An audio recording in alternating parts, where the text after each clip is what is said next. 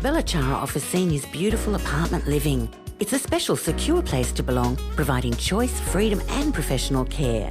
Each spacious apartment comes with an ensuite, veranda, security and on-call nurses.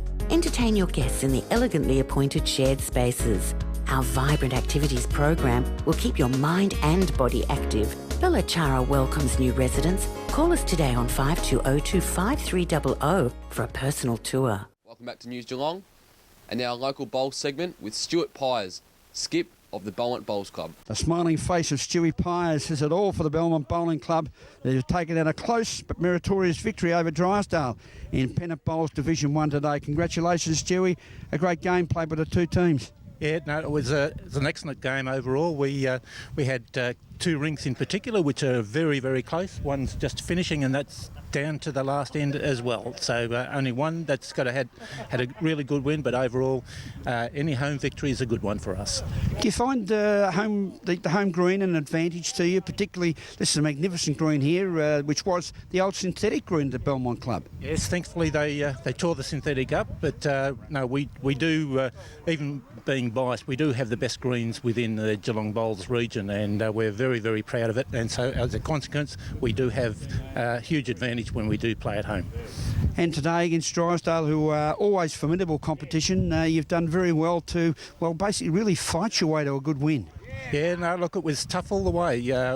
They never gave us an easy run all the way through the game, and just to get over the line against Drysdale is always a good win.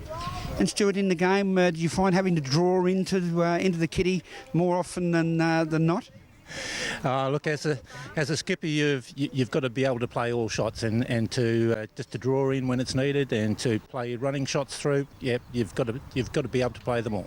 And isn't it always nice when you beat Drysdale with the Bennett brothers and Kevin Steen, the old remarkables from Drysdale, and a good win to the blue and gold from Belmont?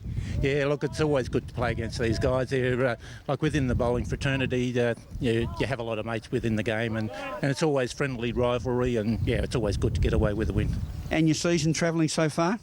Look, we're still up there. We were sitting third before today, so hopefully we'll consolidate our third, maybe sneak up into second. But Queenscliff Blue is the team to beat.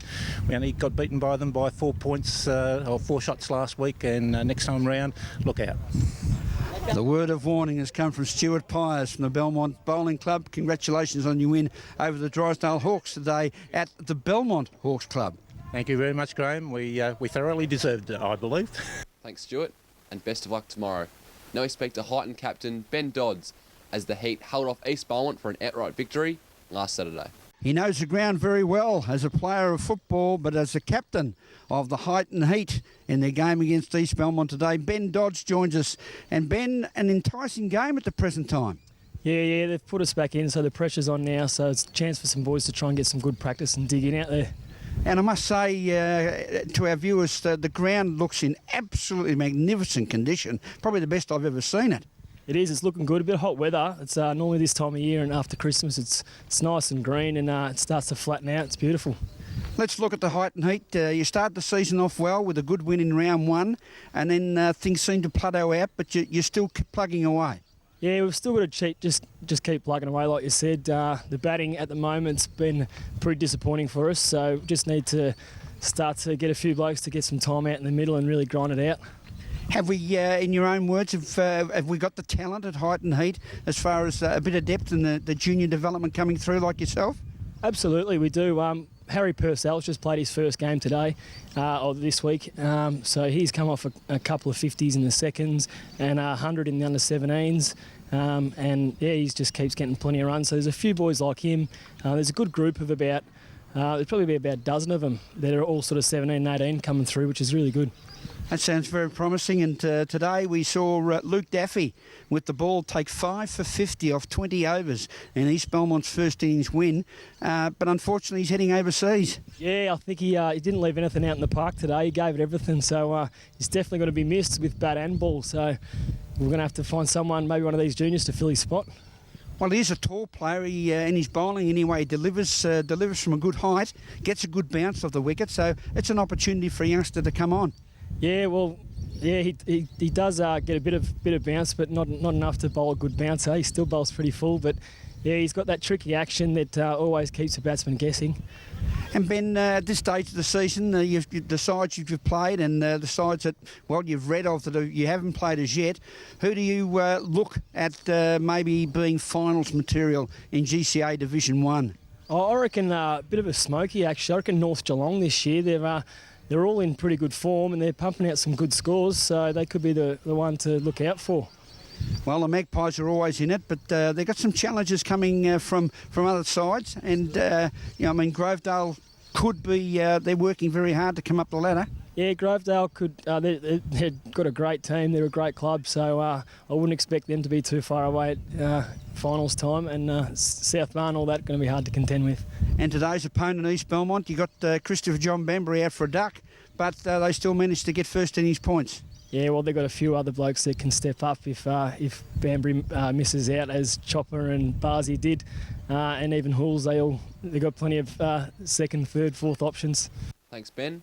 Now expected Geelong Cricket Club coach Damien Shanahan after the Cats won their last 4 consecutive 2020 matches and prepare for Hawthorn Monash Uni tomorrow. Back into the official form of the Renegades. You must be excited for the season to get underway, Shanners. Yeah, it's really exciting. Obviously, can't wait for Friday night against the Stars, and it was a really good hit out today at the Geelong's home of cricket.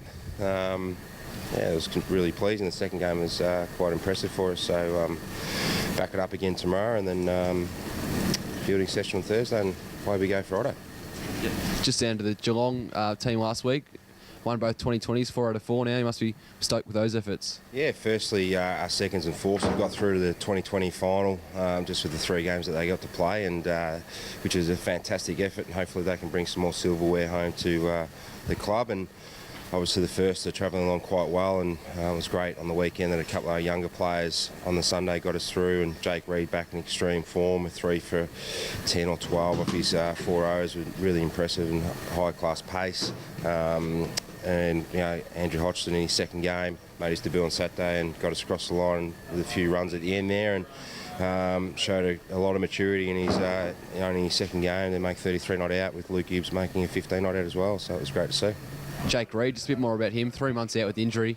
Must be stoked with the efforts of him to come back and really bowl with the pace that he didn't restrict both sides. We've been missing him a lot. Obviously had a really good pre-season. He got included in the Victorian team to go up and play Tasmania up in the Sunshine Coast in the pre-season. So for him to break down and tear it into costal muscle was quite costly for himself, firstly and foremostly, and obviously for us as a club. Hawthorn Monash Uni lie on the table.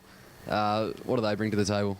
They've played some really good cricket in the last month. They're going to be really competitive. In all 4 grades, they've just turned the corner a little bit, and just judging by their results, they're getting some wins on the board. So, look, we've got a really good momentum at the moment as a club, and we're still young and we're impressive and all those sort of things. And we've just got to continue that hunger into our 2-day format as well, and it's a really good test for our young group. And Aaron, obviously, away with the Renegades. What are the chances of Merrick playing, and how does that leave guys like Andrew Hodgson and Luke Gibbs? Do they play ones this week? Yeah, well, it's all down to, I suppose, what happens over the next couple of days with our selection. So there's probably throw a blanket over 15 guys at the moment. Obviously, Aaron won't be available. It might be half a chance. So we'll just obviously know that by probably Thursday. Thanks, Shanners, and best of luck for tomorrow. Be sure to stick with us after the break, where we have local cricket covered and weather.